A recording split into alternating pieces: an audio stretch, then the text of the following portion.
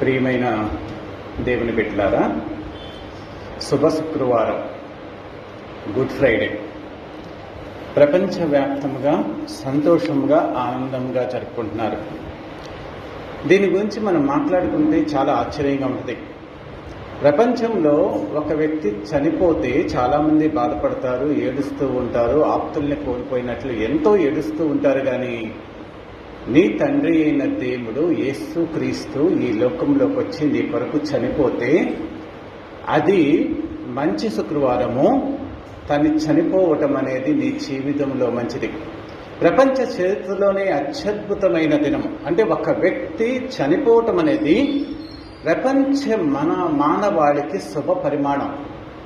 అంటే ఆయన చనిపోవటం మూలంగా మన జీవితాల్లో వెలుగుతో నింపుతాడు, మన జీవితాల్లో సంతోషంతో నింపుతాడు. ఆయన మరణమే మనకి శరణ్యమై మన జీవితాల్ని మార్చేస్తుంది. ఆ యొక్క మరణంలో నుంచి మన జీవితాల్లో శుభప్రదమైన నిరీక్షణతో, సంతోషంతో, ఆనందంతో జీవిస్తామని ప్రపంచవ్యాప్తముగా ఈ రోజు నాడు గుడ్ ఫ్రైడే సందేశం తెలియజేస్తుంది. నీ దేవుడు నిన్ను ప్రేమించి ఈ లోకానికి వచ్చి నీ కొరకు చనిపోయాడు, నిన్ను ప్రేమించాడు. ప్రేమించిన వ్యక్తిగా నీ కొరకు చనిపోయాడు అన్న సత్యం ప్రపంచవ్యాప్తంగా ప్రకటించబడుతుంది. ఇలా మనల్ని ప్రేమించి మన కొరకు తన ప్రాణాన్ని ఇచ్చే ప్రపంచంలో ఏ వ్యక్తి అయినా నీ వైపు ఉన్నాడో, నీ కొరకు జీవిస్తున్నాడు అనే సత్యాన్ని నువ్వు తెలుసుకున్నప్పుడు, ఈ లోకంలో అది జరగటం అసాధ్యమని గ్రహించినప్పుడు, దేవాది దేవుడి యొక్క మరణం అనే దృష్టికి ఎంతో అద్భుతంగా, అది దేవుడి యొక్క ప్రణాళికలో భాగంగా, నిన్ను ప్రేమించే దేవుడుగా, నీ స్నేహితుడుగా, ప్రపంచంలో ఉన్న ఏకైక దేవుడు, మానవాళిని రక్షించే దేవుడుగా ఆయన మాత్రమే కనపడతాడన్న సత్యాన్ని తెలుసుకోండి. గుడ్ ఫ్రైడే నాడు మాత్రమే దేవుడి యొక్క శక్తిని తెలుసుకోవడం కాదు, కానీ నీ జీవితంలో యేసు అని నువ్వు పిలిచినంతకాలము రక్షకుడుగా నీ కొరకు చనిపోయాడన్న సత్యాన్ని తెలుసుకొని జీవించడం అలవాటు చేసుకోవాలి క్రైస్తవులు మొత్తం. దాని గురించి మనం ఈరోజు మాట్లాడుతున్నాము. కొరింథీయులకు రాసిన మొదటి పత్రిక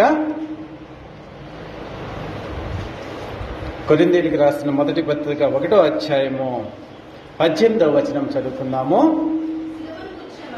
సిలువను గూర్చిన వార్త నశించుచున్న వారికి వెర్రితనము గాని, రక్షింపబడుతున్న మనకు దేవుని శక్తి. ఈ వాక్యం గురించి మనం మాట్లాడుతున్నాం. సిలువను గూర్చిన వార్త నశించుచున్న వారికి వెర్రితనము గాని, రక్షింపబడుతున్న మనకి దేవుని శక్తి. మరి యేసుక్రీస్తు గురించి ధ్యానిస్తున్నాం మనం ఈరోజు.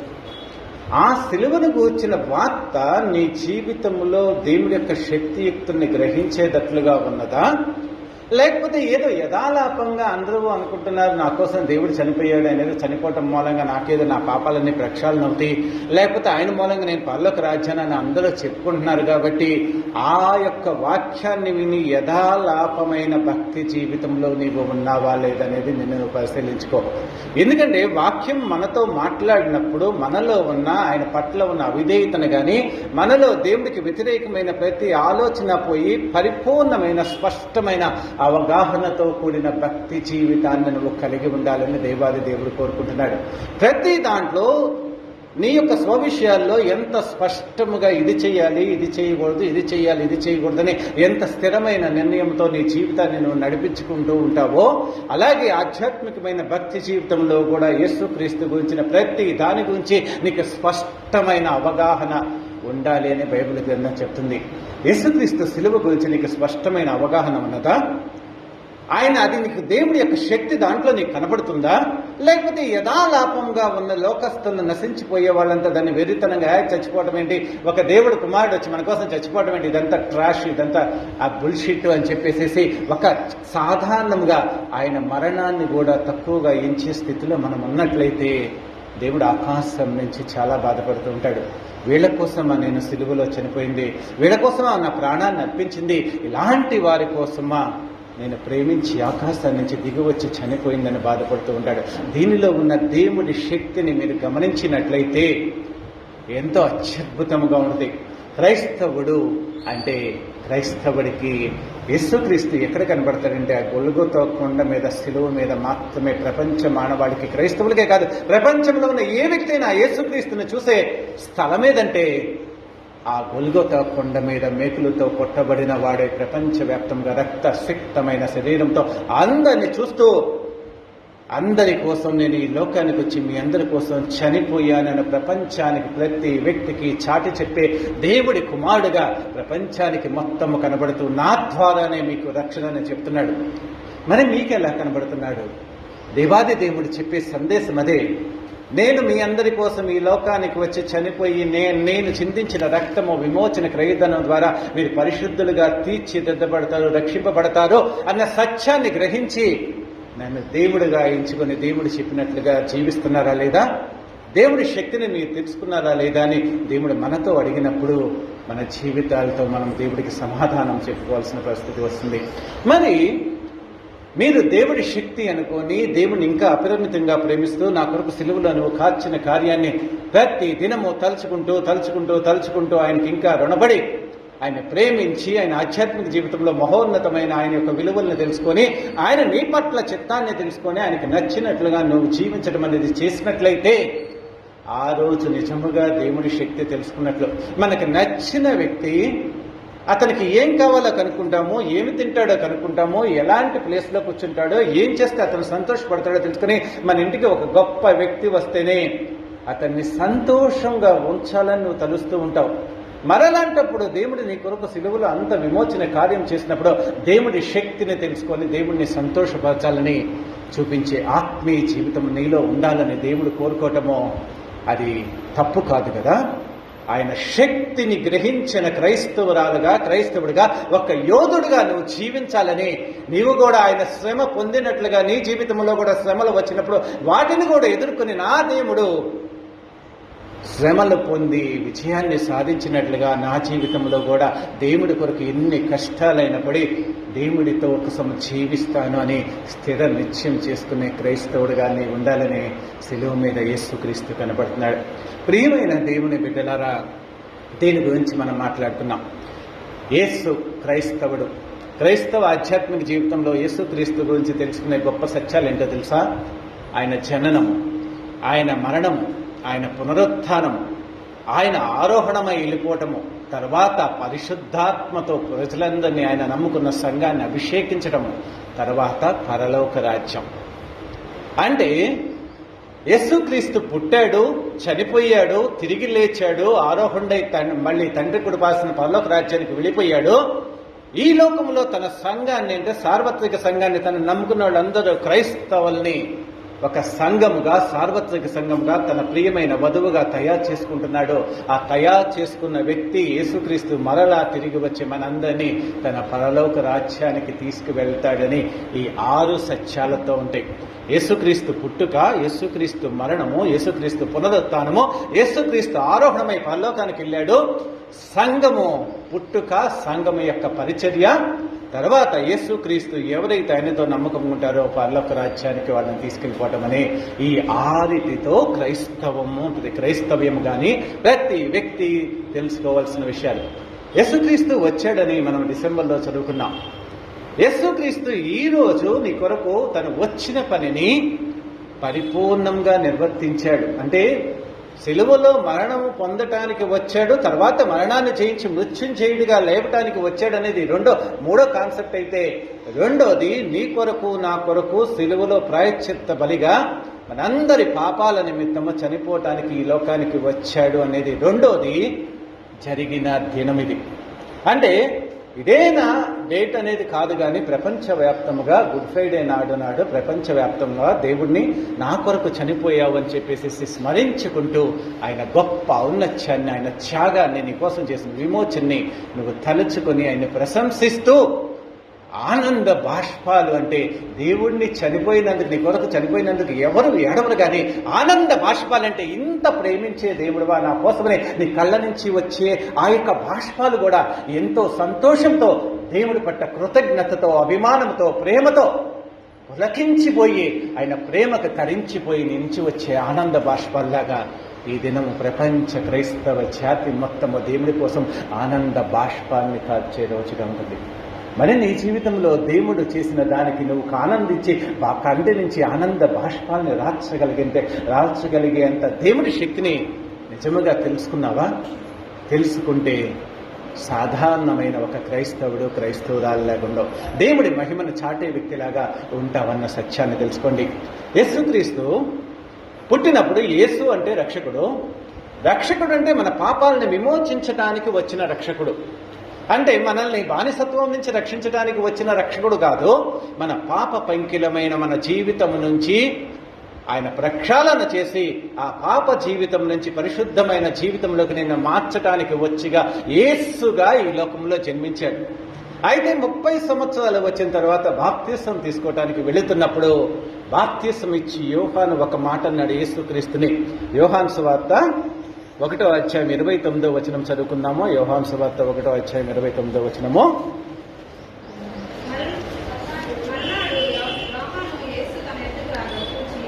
మరునాడు యోహాను యేసు తన యొద్దకు వచ్చుట చూచి, ఇదిగో లోక పాపమును మోసుకొని పోవు దేవుని గొర్రెపిల్ల. యేసు క్రీస్తు గురించి సాక్ష్యము. 30 సంవత్సరాలప్పుడు యేసు క్రీస్తు నాడు బాప్తిసం తీసుకోవడానికి వచ్చినప్పుడు, యేసు అంటే మన పాపాలని పరిహరించేవాడైతే 30 సంవత్సరాల తర్వాత బాప్తిసం తీసుకోవటానికి వచ్చినప్పుడు బాప్తిసం ఇచ్చి యోహాను యేసుక్రీస్తుకు చెప్పింది ఏంటో తెలుసా? లోక పాపాలని మోసుకొని పోవు దేవుని గొర్రెపిల్ల. లోకంలో ఉన్న ప్రతి వ్యక్తి పాపాన్ని మోసుకొని పోయే ఏకైక దేవుని గొర్రెపిల్ల ఇతడు అని 30వ సంవత్సరం అంటే 3.5 సంవత్సరాల క్రితమే లోక పాపాలని మోసుకునే దేవుడి గొర్రెపిల్లగా ప్రకటించబడ్డాడు. యేసుక్రీస్తు సువార్త ఎప్పుడైతే చాటడం మొదలుపెట్టాడో, బాప్తిసం ఎప్పుడైతే తీసుకున్నాడో, ఒక క్రైస్తవుడిగా మనం ఎలాగైతే బాప్తిసం తీసుకుని ఆధ్యాత్మిక జీవితాన్ని స్టార్ట్ చేస్తామో, తండ్రి పరిచర్యని తండ్రి అప్పగించిన దాన్ని బాధ్యతని నిర్వర్తించడానికి వచ్చి బాప్తిసం తీసుకున్నప్పుడు అతడి గూర్చి చెప్పిన ప్రవచనం ఏంటో తెలుసా? లోక పాపమును మోసుకొని పోయే దేవుని గొర్రెపిల్ల. ఇది 3.5 సంవత్సరాల తర్వాత నెరవేరింది. 33.5 సంవత్సరాల క్రితం పుట్టినప్పుడు దేవదూత యేసు అని పేరు పెట్టింది. మనందరి పాప పంకిలమైన జీవితాల నుంచి మనం విమోచించే రక్షకుడుగా యేసుక్రీస్తు పుట్టాడు. 30 సంవత్సరాలు వచ్చిన తర్వాత బాప్తిసం ఇచ్చి లోక పాపాన్ని మోసుకుని పోయే దేవుడి గొర్రెపిల్లగా ప్రపంచానికి పరిచితమైన ఆ దేవుడు ఈ దినము నాడు శిలువ మీద నీ కొరకు నా కొరకు మరణించాడు. ఎందుకంటే ప్రపంచ మానవాళి తమ పాపాల పంకిలమైన జీవితం నుంచి విముక్తి పొందటానికి ఎటువంటి ఆధారము లేనప్పుడు నీ హృదయపూర్వకంగా దేవుడి సన్నిధానముకి వెళ్ళి ఆ దేవుడిని నీ యొక్క తండ్రిగా అంగీకరించి, దేవా నీ శరణు జొచ్చి ఉన్నాను, నీ దగ్గరే నాకు విమోచనని ఎవరైతే ఆ సిలువ చెంతకు చేరి ఆయన పాదాల మీద పడి, నువ్వు సిలువలో కాచిన రక్తముతో నన్ను విమోచించు, కడుగు, శుద్ధీకరించు దేవా అని చెప్పి ఏ వ్యక్తి అయితే తనని అడుగుతాడో వాళ్ళని విమోచించటానికి విమోచన దినము ఈ రోజు జరిగింది అన్న సత్యాన్ని మీరు తెలుసుకోండి. లోక పాపమును మోసుకుని పోయే దేవుడి గొర్రెపిల్లలో నీవు కూడా నీ పాపాన్ని కూడా మోసే దేవుడి గొర్రెపిల్లగా ఆయన్ని ఎంచి ఆయన సిలువు చెంత నువ్వు వేడుకుంటే నీ పాప ప్రక్షాళన జరిగి పాప విమోచన జరిగి నువ్వు పవిత్రుడుగా పవిత్రురాలుగా తీర్చబడతావన్న సత్యాన్ని బాప్తిసం ఇచ్చి ఆ రోజు చెప్తే, ఈ రోజు నాడు గుడ్ ఫ్రైడే నాడు యేసుక్రీస్తు నీ కోసం విమోచన క్రయధనముగా సిలువలో తన ప్రాణాన్ని అర్పించాడు. అలాంటి శ్రేష్టమైన దినము, నీ పాపాల కోసం చనిపోయిన దినమే కానీ ఆయన ఏదో సరదాగా సెలబ్రిటీ లాగా ప్రపంచం చేత కొనియాడబడాలని చేయలేదు. కానీ ప్రపంచంలో ఉన్న ప్రతి వ్యక్తి పాప పంకిలమైన జీవితం నుంచి విమోచించబడి పరిశుద్ధమైన జీవితానికి జీవించడానికి కావాల్సిన అర్హమైన పాత్రగా తీర్చిదిద్దటానికి చనిపోయిన దినమని ప్రతి వ్యక్తి కోసం, కొంతమంది కోసం కాదు, ప్రతి వ్యక్తి కోసం, నా కోసం, నీ కోసం, నీ కోసం, ప్రతి వ్యక్తి కోసం, ప్రతి వ్యక్తి నీతిమంతుడు పరిశుద్ధుడుగా పరిగణించబడాలంటే, దేవుడి దృష్టిలో నువ్వు తీర్చిదిద్దబడాలంటే ఈ విమోచన దినాన్ని నీ జీవితంలో నువ్వు అంగీకరించి ఆయన దగ్గర పాదాల చెంత చేరి నీవు చేసిన ప్రతి పాపాన్ని కానీ, తప్పుని కానీ, అపరాధాన్ని కానీ, దోషాన్ని కానీ, దేవుడికి వ్యతిరేకంగా నీ జీవితంలో చేసిన ప్రతి దాన్ని ఒప్పుకొని, దేవా నీవు సిలువలో కాచిన రక్తముతో నన్ను పవిత్రపరచు, శుద్ధీకరించు, నీవే నాకు ఆధారమును తప్ప ప్రపంచంలో ఎవరూ లేరు. నన్ను ప్రేమించి నా కొరకు చనిపోయి విలువైన రక్తాన్ని కాల్చిన వ్యక్తి ఎవరూ లేరు దేవా అని చెప్పి ఎవరైతే ఆ పరిశుద్ధుడైన దేవుడి పాదాల చెంత చేస్తారో వాళ్ళ జీవితాల్లో మాత్రమే విమోచన జరిగింది.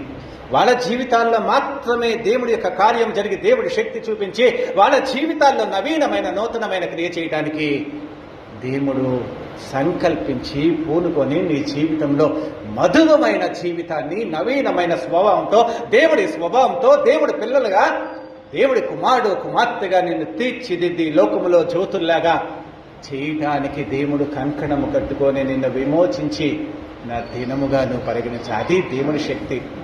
యాంత్రికమైన దినము కాదు, యథాలాపంగా వచ్చే ఆదివారం కాదు, యథాలాపంగా వచ్చే శుక్రవారం కాదు, ప్రపంచ మానవాళిని విమోచించిన దినము అని నువ్వు దేవుడికి జీవితకాలమంతా రుణపడి ఆయన చేసిన యాగానికి దేవుడికి జీవితకాలమంతా రుణపడి ఉండాలని చెప్తున్నాడు. మరి దీని గురించి మనం తెలుసుకున్నట్లయితే యేసు క్రీస్తు పోని లోక పాపాలని మోసుకొని పోయే దేవుడి గొర్రెపిల్ల, లోక పాపాలని మోసుకొని పోయే దేవుడి గొర్రెపిల్లగా ఆయన పవిత్రుడుగా ఉన్నాడన్న సత్యాన్ని తెలుసుకోండి. ఎలాంటి జీవితాన్ని జీవించి ఎలా పడితే అలా జీవించేసేసి అపవిత్రమైన జీవితంతో ఆయన చనిపోలేదు కానీ పవిత్రమైన వ్యక్తిగా చనిపోయాడు అని బైబిల్ గ్రంథంలో ప్రతి లేఖనము మనకు స్పష్టంగా ఉన్నది. ఆయన పుట్టినది మొదలుకొని చనిపోయే వారికి పవిత్రమైన జీవితాన్ని జీవించినట్లుగా బైబిల్ గ్రంథంలో చెప్తుంది. చివరికి ఈ రోజు నాడు ఉదయం నుంచి ఆయనకి న్యాయ విమర్శ జరిగింది. న్యాయ విమర్శ జరిగినప్పుడు ప్రతి వ్యక్తి ఆయనలో ఎటువంటి పాపము కనుక్కోలేదని చెప్తూ ఉంటారు. మరి అంటే ఆయన నీతిమంతుడు నీ కోసం చనిపోయాడు కాబట్టి ఆయనకి అర్హత ఉన్నది అన్న విషయాన్ని మనం చర్చించుకుందాం. ఆయన నీతిమంతుడు అని బైబిల్ గ్రంథంలో ఎవరు చెప్పారో తెలుసా? మీకు తెలుసా ఎవరు చెప్పారో? మొట్టమొదటగా ఆయనని అప్పగించిన ఇస్కరియోతు యోధా చెప్తాడు. 30 వెండి నాణాలకు ఆశపడి యేసు క్రీస్తుని చంపేయటానికి ఆ సైనికులకి ప్రధాన యాజకులకి అప్పగించిన ఇస్కరియోతు యోధా ఏం చెప్తాడో తెలుసా? ఆయన అప్పగించిన తర్వాత ఆయన హృదయంలో ధావానంలాగా ఒక నిరపరాధిని నేను అప్పగించాను కదా, పరిశుద్ధుడు కదా, నేను ఈయనతో 3.5 సంవత్సరాలు జీవించాను కదా, ఈయనలో ఎటువంటి మచ్చ కనుగొనలేదు కదా, ఇలాంటి వ్యక్తిని నేను అప్పగించానని తీవ్రమైన మనోవేదనతో నిరపరాధ రక్తాన్ని నేను అప్పగించానని బైబిల్ గ్రంథంలో మొట్టమొదటిగా చెప్తాడు. మనం మత్తయి సువార్త 27వ అధ్యాయం 4వ వచనం చదువుకున్నాము. నేను నిరపరాధ రక్తమును అప్పగించి పాపము చేసి తినని చెప్పాడు. ఇస్కరియోతు యోధా ఏం చెప్తున్నాడో తెలుసా? ఆయన నిరపరాధి, ఆయనలో ఎటువంటి పాపం లేదు, కానీ నేనే పాపం చేశాను, పాపాత్ముణ్ణి. ఎంత పాపం చేశానంటే 30 వెండి నాణాలకి ఆశపడి ఆయన అప్పగించాను. ఆయన నిరపరాధి, ఆయన అపరాధి కాదు, ఆయన పవిత్రమైన వాడు, పరిశుద్ధుడైన వాడని ఏ వ్యక్తి అయితే ఆయన చంపేయటానికి అందరికీ 30 వెండి నాణాలకి అమ్మి వేశాడో ఆ వ్యక్తి చెప్పిన స్టేట్మెంట్ అంటే ఈయన పరిశుద్ధుడు, పవిత్రుడు, నిరపరాధి, ఈయనలో ఎటువంటి కళంకము లేదని చెప్పి ఇచ్చినట్లుగా ఉన్నది.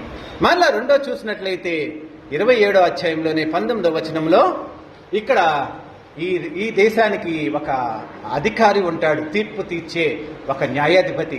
ఆ న్యాయాధిపతి భార్య చెప్పుతుంది, 27వ అధ్యాయం 19వ వచనము, అతడు న్యాయపీఠం మీద కూర్చుండి ఉన్నప్పుడు అతని భార్య, నీవు ఆ నీతిమంతుడి జోలికి పోవద్దు, ఈ ప్రొద్దు ఆయనను గూర్చి నేను కలలో మిక్కిలి బాధపడుతుని అతని యొద్దకు వర్తమానం పంపెను.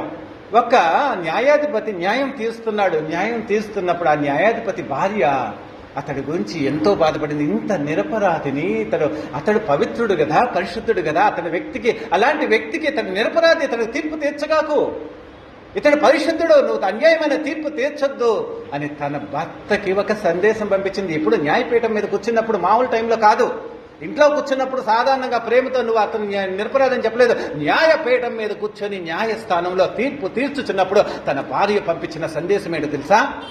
యేసు క్రీస్తు నిరపరాధి, అతడు నీతిమంతుడు, అతడి జోలికి నువ్వు వెళ్ళొద్దు అని చెప్పాడు.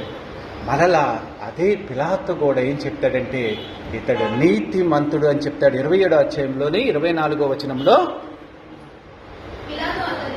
పిలాతు అల్లరి ఎక్కువగుచున్నదే గాని తన వలన ప్రయోజనం ఏదనియో గ్రహించి నీళ్లు తీసుకొని జన సమూహం ఎదుట చేతులు కడుక్కొని, ఈ నీతిమంతుని రక్తము గూర్చి నేను నిరపరాధిని. చాలమ్మా. ఈ నీతిమంతుని రక్తమును గూర్చిన నిరపరాధిని. యేసుక్రీస్తు గురించి న్యాయం చేసే, తీర్పు చెప్పే ఆ పిలాతు ఏమని చెప్తున్నాడు తెలుసా? నీతిమంతుడి రక్తము. పైన ఇస్కరియోతు యూదా అని చెప్పాడని తెలుసా? నిరపరాధి రక్తము. అంటే ఇతడు నీతిమంతుడని అతని భార్య చెప్పింది, ఇతడు నీతిమంతుడి రక్తం అంటున్నాడు, అతను నిరపరాధి అంటున్నాడు. అదే హేరోదు కూడా యోహాను సువార్తలో, లూకా సువార్తలో మనం చూసినట్లయితే 23వ అధ్యాయం 15వ వచనం చదువుకుందాము. లూకా సువార్త 23వ అధ్యాయం 15వ వచనము. హేరోదున ఇతరు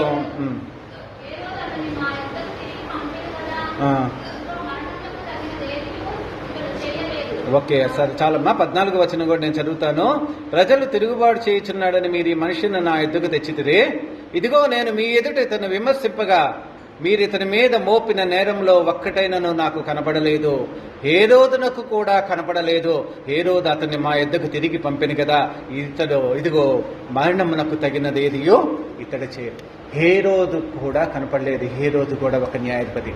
అంటే లోక పాపాన్ని మోసుకొని పోయే దేవుడి గొర్రె పిల్లగా ఈ బైబిల్ గ్రంథంలో దేవుడు ఇవన్నీ ఎందుకు లిఖించాడో తెలుసా? ఎందుకు లిఖించాడంటే మన మనోనేత్రాలు తెరిపించబడాలని. నీతిమంతుడైన వ్యక్తి, పరిశుద్ధుడైన వ్యక్తి, పవిత్రుడైన వ్యక్తి అందరి చేత ఆయన ఆ రోజు ఆరోపించబడినప్పుడు, న్యాయ తీర్పులో కూర్చున్నప్పుడు అతడు పరిశుద్ధుడుగా ఎవరు ఎంతమంది ఎలాంటి నేరాలను మోపినా కానీ ఎటువంటి నేరాన్ని మోపుకోకుండా అందరి చేత అతన్ని అప్పగించిన ఇస్కరియోతు యూదా చేత నిరపరాధి అనిపించి పడుకున్నాడు. అతడిని విచారించిన హేరోదు చేత గాని, అతన్ని విచారించిన పిలాతు చేత గాని అతడు పరిశుద్ధుడు, పవిత్రుడు. అతడి భార్య పిలాతు భార్య చేత కూడా పవిత్రమైన వ్యక్తిలాగా ఎంచబడ్డాడు.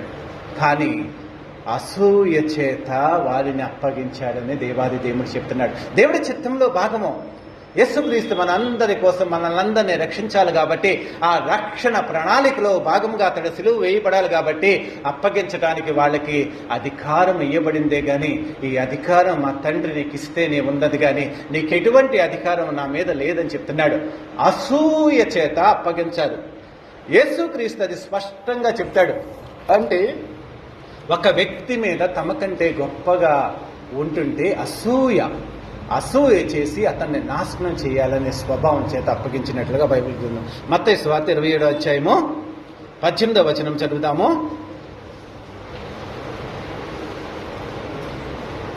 మత్తయి సువార్త 27వ అధ్యాయం 18వ వచనము. నేనెవరిని విడుదల చేయవలని మీరు కోరుచున్నారు? బరబ్బనా లేక క్రీస్తు అనబడిన యేసునా అని వారిని అడిగాను. ఏలయనగా వారు అసూయ చేత ఆయన్ని అప్పగించారని ఎరిగి ఉండడం. అసూయ చేత అప్పగించారు. అసూయ అంటే వీళ్ళు సంఘటిత సభ, ప్రధాన యాజకులు, శాస్త్రులు, పరిసయ్యులు వీళ్ళు సమాజంలో గొప్పగా పరిగణించబడుతూ, కీర్తించబడుతూ, అందరి చేత గణపరచబడుతుంటే యేసుక్రీస్తు అనే ఒక వ్యక్తి సత్యమును గురించి చెప్పడం మొదలుపెట్టాడు. తండ్రికి ఇష్టమైన బిడ్డలుగా మంచి మనసుతో, ప్రేమించే మనసుతో, కరుణ కలిగి, దయ కలిగి, జాలి కలిగి, అందరినీ ప్రేమిస్తూ, ఇతరుని క్షమిస్తూ మంచి మనసు కలిగి ఉండండి అంటే ప్రపంచ మానవాళి అంతా ఇతడు చెప్పిన న్యాయవంతమైన సూక్తుల వైపు ఆకర్షితులై, ఈయన బోధలకు ఆకర్షితులయ్యేటప్పటికి అసూయ చేత ఆయన్ని చంపేయాలని కక్ష గట్టి, పగపట్టి అతన్ని నాశనం చేయాలని చూస్తున్నారన్న విషయము పిలాతు గ్రహించాడు. ప్రియమైన బిడ్డలారా, ఈ లోకంలో కూడా ప్రస్తుతం అసూయ అనేది ప్రపంచవ్యాప్తంగా క్రైస్తవ సంఘాల్లో కూడా వచ్చేస్తుంది. మనకంటే దేవుణ్ణి ప్రేమించే వ్యక్తులు, దేవుడి జ్ఞానంతో నడిచే వ్యక్తులను కూడా అసూయ చేత నాశనం చేయాలని చూస్తుంది. అంటే ఆ రోజు నాడు ప్రధాన యాజకులు, శాస్త్రులు, పరిసయ్యులు వీళ్ళంతా కలిసి దేవుడు కుమారుడు వచ్చాడు కదా అని దేవుడి కుమారుని ప్రేమించి ఆలింగనం చేసుకొని అతన్ని గణపరిచి రాజుగా చేసి వాళ్ళందరికీ హెడ్గా పెట్టుకొని అతడి యొక్క బోధల్ని వినలేదు. కానీ తమల్ని మించిన దేవుడి కుమారుడుగా పరిశుద్ధాత్మ అభిషేకంతో ఈ లోకానికి వచ్చాడు, ఇతడు ఎందుకు గణపరచబడాలి అని మానవ మాతృలు తమ అసూయ బుద్ధిని చూపించి అతన్ని చంపేయటానికి ప్రయత్నించారు. కాకపోతే దేవుడి సంకల్పంలో అది ఉంది కాబట్టి దేవుడు అనుమతించాడు. కానీ వీళ్ళ యొక్క ఆలోచనలు నెరవేరే కాదన్న సత్యాన్ని తెలుసుకోండి. అసూయ ప్రపంచంలో ప్రతి వ్యక్తిని భ్రష్టత్వంలోకి నడిపించి వాళ్ళ జీవితాల్ని నాశనం చేస్తూ, ఆత్మీయ జీవితాల్ని నాశనం చేస్తూ, ఇతరుల సంఘాలని కూడా ఇతర మనుషుల జీవితాల్లో కూడా నాశనాన్ని కోరుకుంటూ భ్రష్టత్వం నడితే ఆ సంస్కృతి అప్పటి నుంచి ఇప్పటిదాకా క్రైస్తవ్యంలో కొనసాగుతుంది. హేబెలు ఏం చేశాడని కయ్యూను చంపేశాడు. దేవుడు అతని అర్పణని అంగీకరించాడు. అతను ఆరాధించే విధానము చక్కగా, స్పష్టంగా, స్వచ్ఛముగా, పరిశుద్ధముగా దేవుణ్ణి ప్రేమతో, ఎంతో సంతోషంతో, హృదయపూర్వకంగా ఆరాధిస్తే అలాంటి ఆరాధన నచ్చక అసూయతో హేబెల్ని చంపేశాడు. సౌలున్నాడు. దావీదు ఆత్మాభిషేకుడై గొలియాతును చంపేసేసి దేవుడు శూర కార్యాలను చేస్తే సౌలు 1000 కొలది, దావీదు 10,000 కొలది అని ఎప్పుడైతే ప్రజలు కొనియాడుతున్నారో సౌలులో అసూయ వచ్చేసేసి అతన్ని చంపేయాలని చూస్తాడు. యోసేపు తన కుమారులు 12 మంది కుమారుల్లో యోసేపు దేవుడి ఆత్మచేత నడిపించబడుతున్నప్పుడు, దేవుడి యొక్క చిత్తం అతని పట్ల ఉందని రుజువు అవుతున్నప్పుడు తన సహోదరులు 11 మంది కూడా అతన్ని చంపేయాలని అసూయ. ఎంత భ్రష్టత్వంలోకి క్రైస్తవ సమాజం వెళ్ళిపోతుందో తెలుసా? దేవుడి మాటకి విలువ లేదు, దేవుడు అంటే ప్రేమ లేదు, దేవుడి రాజ్యాన్ని కట్టడానికి కంకణం కట్టుకోలేదు. కానీ అసూయ చేత పతనమైపోయి ఆధ్యాత్మిక జీవితంలో నాశనం అయిపోయి యేసుక్రీస్తుని ఎలాగైతే ప్రధాన యాజకులు అప్పగించారో అలా భ్రష్టత్వము క్రైస్తవ సంఘాల్లో ప్రవేశించి దేవుడి కోసం వాడబడుతున్న వ్యక్తుల్ని నాశనం చేయాలని చూస్తూ సాతాను సామ్రాజ్యాన్ని కట్టడానికి ప్రతినిధులుగా ఉన్నారు. ప్రియమైన దేవుని బిడ్డలారా, మీ జీవితంలో అసూయ అనేది ఎప్పుడు తెచ్చుకోవద్దు. అది మన జీవితాన్ని నాశనం చేసేస్తుంది. నిన్ను అగ్నిలాగా, దావానంలాగా నిన్ను నశింప చేసేసి, నీ హృదయ అంతరంగాన్ని నాశనం చేసేసి, నీ హృదయాన్ని కలుషితం చేసేసి ఆత్మీయ జీవితంలో కూడా పతనమయ్యే స్థితికి తీసుకెళ్ళిపోతుంది. కాబట్టి అసూయ లేకోకుండా ఇతరుని ప్రేమించే స్వభావాన్ని కలిగి ఉండాలని దేవాది చెప్తున్నాడు. అంటే క్రైస్తవులుగా మీరు అసూయని, అలాంటి జీవితాన్ని కలిగి ఉండకోకుండా ప్రేమ కలిగిన జీవితంతో జీవించాలి. ఆ రోజు ఆ న్యాయ విమర్శలో నిరపరాధి రక్తానికి మూల్యముగా శిలువ మరణాన్ని ఇచ్చారు. నిరపరాధిని ఎవరైనా శిక్షిస్తారా? పాపం చేసినోడే కదా. మరణానికి పాత్రుడైన వ్యక్తికి మాత్రమే మరణ శిక్ష విధించాలి. కానీ ఎటువంటి పాపం ఎరిగిన వ్యక్తికి, తీర్పులో పాప రహితుడిగా నిరూపించబడిన వ్యక్తికి శిలువ శిక్ష, ఘోరమైన శిలువ శిక్ష ఎలా వేస్తారని బైబిల్ గ్రంథాన్ని మీరే చదువుకుని ప్రతిదీ స్పష్టంగా రాశాడు. ఏ వ్యక్తో నీకు చెప్పాల్సిన అవసరం లేదు. గొప్ప మర్మమేమి కాదు. చదువుకుంటే దేవుడు స్పష్టంగా ఆ రోజు జరిగిన న్యాయ విమర్శ. కాకపోతే వాళ్ళు అసూయ చేత అప్పగించారన్నాడు. ఈ పిలాతు బుద్ధి ఏమైంది?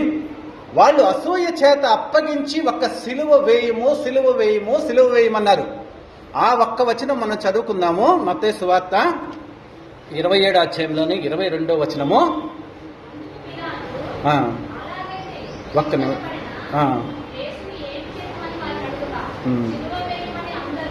ఒక్క నిమిషం అమ్మా. పైన ఏం చేయాలంటే ఇతడు ఏ దుష్కార్యం చేసిందంటే 22వ వచనము, 23వ వచనం. అధిపతి ఎందుకు ఇతడు ఏ దుష్కార్యం చేసిందని అడుగగా వాళ్ళు సిలువ వేయమని మనకు ఎక్కువగా కేకలు వేశారు. అదే మీరు మార్కు సువార్త 15వ అధ్యాయం 4వ వచనంలో చూసుకున్నా కానీ సిలువ వేయము, సిలువ వేయమని అడిగారు. కానీ ఈ పెచ్చ పిలాతు ఏం చేశాడో తెలుసా? వాళ్ళు సిలువ వేయమని అడిగితే మనుషులను సంతోషపెట్టే స్వభావంతో ప్రపంచము భ్రష్టత్వంలో వెళ్ళిపోతుందానికి ఎగ్జాంపుల్గా మనుషులను సంతోషపెట్టే స్వభావం, మనుషుల కోరికలు నెరవేర్చే స్వభావం ఉన్న స్థానాన్ని కూడా నువ్వు విస్మరించి న్యాయాధిపతిగా న్యాయ తీర్పు తీర్చాల్సినప్పుడు వాళ్ళు సిలువ వేయమని అడుగుతుంటే మనుషుల్ని సంతోషపెట్టే స్వభావంతో ఏం చేస్తాడో తెలుసా? అదే వచనములో 26వ వచనము చూస్తాము. అప్పుడు అతడు వారు కోరినట్టు బరబ్బను వారికి విడుదల చేసి యేసును కొరడాలతో కొట్టించి సిలువ వేయని అప్పగించారు. పైన ఏమన్నారు? వాళ్ళు సిలువ వేయమని అడిగారు. కానీ ఈయన ఏం చేశాడు? ఆయన వారు కోరినట్లు బరబ్బను వదిలేశాడు. కానీ కొరడాలతో కొట్టించి సిలువ వేశాడు. వాళ్ళు కొరడాలతో కొట్టించమని ఎక్కడ అడగల. వాళ్ళు ఏమన్నారు? సిలువ వేయము, సిలువ వేయమని అడిగితే ఈయన ఏం చేశాడు? కొరడాలతో కొట్టించి సిలువ వేసినట్లుగా బైబిల్ గ్రంథంలో ఉన్నది. మార్కు సువార్త 15వ అధ్యాయం 15వ వచనం చూసుకోండి.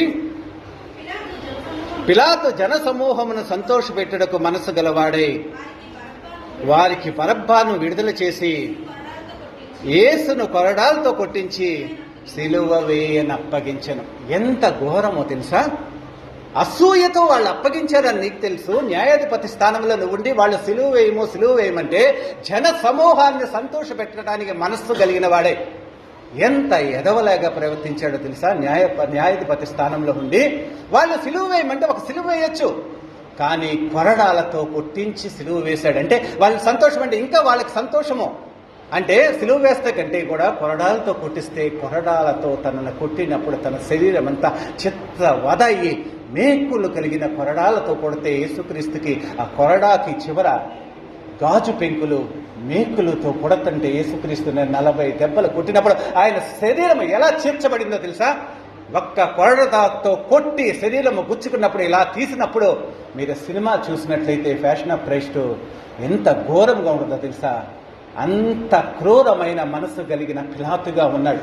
మంచోడే, ఇతను నీతిమంతుడు కదా వదిలేస్తాను, నీతిమంతుడు కదా వదిలేస్తానని కపట బుద్ధిని బయట పెట్టుకొని జన సమూహాన్ని సంతోషపెట్టే బుద్ధి గలవాడే. వాళ్ళు అసూయ చేత అప్పగించాడు, వాళ్ళు మూర్ఖులు. కానీ నువ్వేంటి న్యాయాధిపతివి కదా, సిలువ వేయకోకుండా కొరడాలతో ఎందుకు కొట్టించావు? అంత గొప్ప శిక్షని 40 కొరడాల దెబ్బలతో ఆయన మరణానికి ఎంత ఘోరమైన హింస చేశాడో తెలుసా. మనుషుల్ని సంతోషపెట్టే స్వభావం దేవుడి కంటే మనుషుల్ని గొప్పగా ఎంచుకొని మనుషుల్ని పెట్టే ఆలోచన విధానంతో సంఘము భ్రష్టత్వంలోకి నడిపించబడుతుంది అన్న సత్యాన్ని తెలుసుకోండి. మీరెప్పుడు మీ జీవితంలో దేవుడి తర్వాతే మనుషులకి ఇవ్వండి. దేవుడి తర్వాత 100వ స్థానం మనుషులు ఇవ్వడానికి ప్రయత్నించినా కానీ పర్వాలేదు, కానీ దేవుడి కంటే మనుషులకి ఎక్కువగా సంతోషాన్ని పెట్టినట్లయితే దేవాది దేవుడు ఈరోజు సిలువలో నీ కోసం రక్తం కాల్చినందుకు సంతోషపడ్డావు. ఈ బిడ్డల కోసమా నేను సిలువలో కాల్చింది? ఈ బిడ్డల కోసమా నేను ప్రాణాన్ని ఇచ్చింది? ఈ బిడ్డల కోసమా పరలోకాన్ని దిగివచ్చి విడిచి ఈ లోకానికి దిగి వచ్చింది? వీళ్ళనా నేను ప్రేమించి వచ్చాను? పాపులుగా ఉన్నప్పుడే ప్రేమించాను కదా, ఇలాంటి వారి కోసమా నేను చనిపోయిందని ఏడుస్తూ ఉంటాడు. ప్రతి దినము మీరు సిలువ వేస్తున్నారు.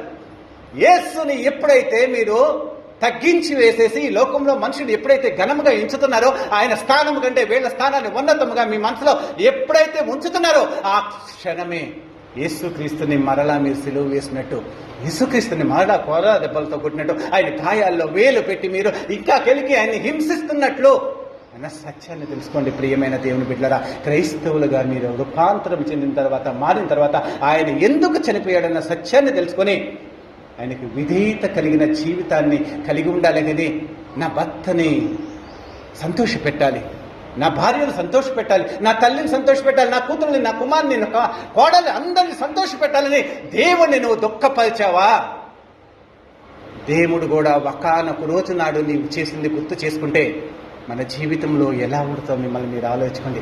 ఆయన క్షమామయుడు, క్షమించే గుణం కలిగిన వాడు, ప్రేమామయుడు, ప్రేమించేవాడు కాబట్టి, కరుణామయుడు, కరుణించేవాడు కాబట్టి, క్షమించేవాడు కాబట్టి మన జీవితాల్లో ఇంకా సంతోషంగా ఉన్నాం. ప్రియమైన దేవుని బిడ్డలారా, అసూయ చేత అప్పగించారు. జన సమూహాన్ని సంతోషపెట్టాలని కొరడా దెబ్బలు కొట్టించి, 40 దెబ్బలు కొట్టించి తన శరీరాన్ని మొత్తం చిత్రవద చేసి హోనం చేశాడు. ఎందుకో తెలుసా? లేఖనాలు నెరవేరాలి కాబట్టి. ఆయన చిందించిన రక్తము నీ పాపాల్ని, పంకిలమైన నీ పాప జీవితాన్ని, భ్రష్టత్వమైన నీ జీవితాన్ని పరిశుద్ధపరిస్తే ఆయన పొందిన దెబ్బలు, గాయాలు నీ జీవితంలో నీకు స్వస్థతని, శారీరకమైన స్వస్థతని ఇస్తాయని యెషయా ప్రవక్త చెప్పినట్లుగా ఆయన చెప్పిన ప్రవచనము నెరవేరటానికి అది జరిగిందన్న సత్యాన్ని తెలుసుకోండి. ప్రియమైన దేవుని బిడ్డలారా, అంటే దేవుడు ఎంతగా నీ కోసం ఈ లోకంలో తన సిలువలో మరణాన్ని పొందాడనే సత్యం నీకు తెలుసా? దేవుడి శక్తిని నువ్వు గ్రహించగలుగుతున్నావా? వెర్రివాడలాగా, వెర్రిదానిలాగా ఇంకా ఈ లోకంలోని అపోహల్లో ఉండి దేవుడి యొక్క మర్మాన్ని, దేవుడి శక్తిని తెలుసుకోకుండా ఈ లోకంలోని బ్రతుకుతూ దేవుడు నాకు కావలసిన ఇస్తాడు, ఈ లోకంలోనే నన్ను చక్కగా చూసుకోవడానికి ఆయన దేవాది దేవుడిగా ఈ లోకానికి వచ్చాడనే భ్రమంలోనే మనం బ్రతుకుతున్నట్లే, దేవుడిని ప్రతి దినము, ప్రతి క్షణము నువ్వు సిలువ వేసి హింసిస్తున్నట్లే అన్న సత్యాన్ని తెలుసుకోండి.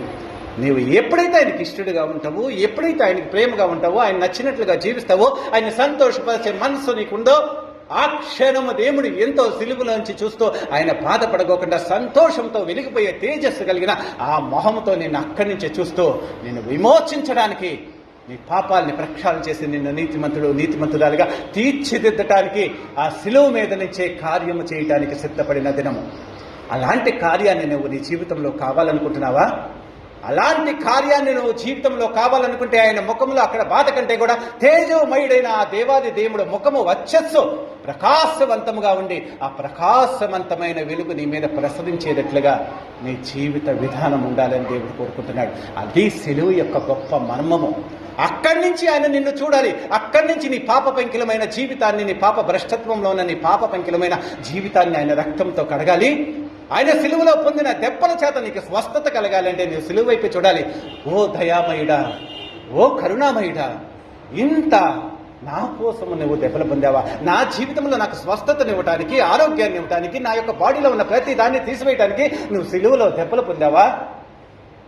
నా యొక్క పాప పంకిలమైన ఆలోచన జీవితాన్ని, నా హృదయాన్ని, నా మనసుని, నా శరీరాన్ని పవిత్రపరచడానికి నువ్వు నీ యొక్క ప్రతి రక్తపు బొట్టుని నువ్వు కాచావా అని చెప్పి ఏ వ్యక్తి అయితే నిజముగా తెలుసుకుంటాడో, ఏ వ్యక్తి అయితే దేవుడు ముందు సరెండర్ అవుతాడో ఆయన ఎన్కౌంటర్ చేస్తున్నాడు. సిలువలో నుంచి నీతో మాట్లాడుతున్నాడు, నిన్ను సంధిస్తున్నాడు, నీ మనసుతో మాట్లాడుతున్నాడు. నేను నీ కొరకే సిలువలో చనిపోయాను. నీ పాప పంకిలమైన జీవితం నుంచి నేను పవిత్రపరిచి, పరిశుద్ధపరిచి నీ జీవితంలో వెలుగుతో నింపడానికి, సంతోషంతో నింపడానికి నేను ఈ లోకానికి వచ్చాను. నా ప్రియమైన బిడ్డ, నీవు నన్ను అంగీకరించువని సర్వ సృష్టికి చెప్తున్నాడు.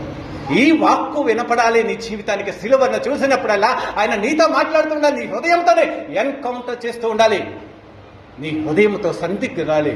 అంటే నా పాపాల కోసం నువ్వు చనిపోయావా దేవా అని ప్రతి దినము నువ్వు చేసే ప్రతి ఆలోచనలో ఆయనకు వ్యతిరేకంగా చేసే ప్రతి దాన్ని ఆ సిలువలో ఆయన నీ కోసము చేసిన క్రియధనంలోని రక్తము ద్వారా నిన్ను నువ్వు పరిశుద్ధపరచుకోవాలని చెప్పింది. నీవు పొందిన దెబ్బలతోనే నాకు స్వస్థత దేవా, నీవే నా దెబ్బల్ని భరించేశావు, నా గాయాల్ని భరించేశావు, నాలో ఉన్న వ్యసనాల్ని రోగాక్రాంతుడయ్యాడని చెప్పుకుంటుంది.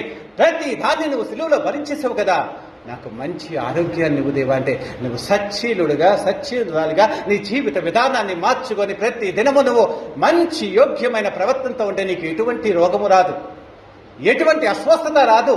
దేవుణ్ణి ప్రేమించి దేవుడికి నచ్చినట్లుగా నువ్వు జీవించు. నీ జీవితంలో అస్వస్థత అనేది ఉండదు. రోగాలు వచ్చినా కానీ అది దేవుడు మహిమార్థమ, దేవుడిని ఇంకా నువ్వు స్తుతించే వ్యక్తిగా, దేవుడి గణపరిచే వ్యక్తిలాగా ఉండవు. కానీ లోకము నిన్ను దేవుణ్ణి నమ్ముకున్న బిడ్డగా నువ్వు ఇలా ఉన్నావేంటి, మీ దేవుడు నిజమైన దేవుడని దేవుణ్ణి అవమానపరిచేటట్లుగా నీ జీవిత విధానం ఉండదు, నీ భక్తి జీవితం ఉండదన్న సత్యాన్ని తెలుసుకోండి. అలాంటి గొప్ప ఔన్నత్యముతో కూడిన సిలువను వచ్చిన వార్త దేవుడి శక్తి. మరి మీ జీవితాల్లో మీకు ఎలా కనబడుతుంది? దేవుడి శక్తిలా కనబడుతుందా? ఎలా కనబడుతుంది అనేది మిమ్మల్ని మీరు పరిశీలించుకోండి. సిలువలో దేవుడు తను చేసిన యాగాన్ని ప్రపంచ మానవాళికి 3 మాటలతో చెప్తాడు. 7 మాటలు చెప్పాడు, కానీ 7 మాటల కంటే ఫస్ట్ 3 మాటలు ప్రపంచ మానవాళిలో మనకు ఉపయోగకరం. వీరేమి చేయుచున్నారు, వీరెరుగురు వీరిని క్షమించండి అన్నాడు. నేడే నీవు నాతో పరదేశంలో ఉండవని ఒక దొంగతో చెప్పాడు. అమ్మ ప్రియమైన శిష్యుడితో, అమ్మ ఇదిగో నీ కుమారుడు, ఇదిగో నీ తల్లి అని చెప్పాడు. తర్వాత దేవుడితో, నా దేవా నన్నేల విడనాడితివి, దప్పికొనుచున్నాను, సమాప్తము, నా ఆత్మని నీకు అప్పగించుకున్నాను 4 మాటలు మాట్లాడాడు. 9 గంటలకి సిలువ వేయబడ్డాడు. 12 గంటలలోపు మొదటి 3 మాటలు మాట్లాడాడు దేవుడు. 12 గంటలకి ప్రపంచ వ్యాప్తంగా చీకట్లు కమ్ముకున్నాయి. ఆ చీకట్లు కమ్ముకున్న తర్వాత దేవుడితో ఆ 3 గంటలు వేదనతో, 3 గంటల సమయంలో ఏలి లామా సబక్తాని అని 3:15 కల్లా దేవుడు తన యొక్క ఆత్మని దేవుడికి అప్పగించినట్లుగా ఉంటుంది. 9 గంటలు మొదలుకొని 12 గంటల దాకా ప్రపంచ మానవాళికి ఆయన ఇచ్చిన సందేశం ఏంటో తెలుసా? మొట్టమొదటిగా దేవా వీళ్ళేం చేయుచున్నారో వీరు ఎరుగురు కాబట్టి వీళ్ళని క్షమించమన్నాడు. అంటే లూకాసు వార్త 23:34 తర్వాత చదువుకోండి. వీరేమి చేయుచున్నారో వీరెరుగురు గనక వీరిని క్షమించండి. క్షమించే దేవుడుగా ఉన్నాడు. వాళ్ళు కింద హింసిస్తున్నారు, హేళన చేస్తున్నారు, కొరడాలతో కుట్టారు, సిలువు మేకులతో కుట్టారు, వాళ్ళని ఉమ్మి వేశాడు, వస్త్రాలు లాగారు, తలలో సిలువలో ముళ్ళ కిరీటం పెట్టారు, రెల్లుతో కుట్టి తల పగలగొట్టేశారు. అలాంటి అవమానకరమైన రీతిలో దేవుణ్ణి అపహసిస్తూ, అవహేళన చేస్తూ, హింసిస్తూ అందరూ సోద్యం చూస్తున్నట్టు ఇశ్రాయేలు ప్రజలంతా వాళ్ళందరినీ రక్షించడానికి వచ్చిన ఒక దేవుణ్ణి హేళనగా, అవమానకరముగా బాధ పెట్టి హింసిస్తూ హేళనగా చూస్తున్నప్పుడు వాళ్ళందరినీ చూసి దేవుడు ఎంత బాధపడ్డాడో తెలుసా? బాధ తప్త హృదయాలతో దేవుడు తన ప్రేమని దేవుడు లోకాన్ని ఎంతగా ప్రేమించాడని చెప్పి తన ప్రియకుమార్ని లోకానికి పంపించాడు. ఆయన ద్వారా మనం నిత్య జీవితం పొందటానికి ఆ సత్యాన్ని తెలుసుకోకుండా దేవుడి ప్రేమని వ్యతిరేకించి ఆయన్ని చంపేసేసే అవమానంగా అది గొప్ప వాళ్ళే చేసిన హీరోయిజం లాగా డ్యాన్స్లు వేస్తున్న ప్రపంచ మానవాడికి దేవాది దేవుడు ఏం చేస్తున్నాడంటే క్షమాగుణాన్ని ఇచ్చాడు, క్షమించాడు.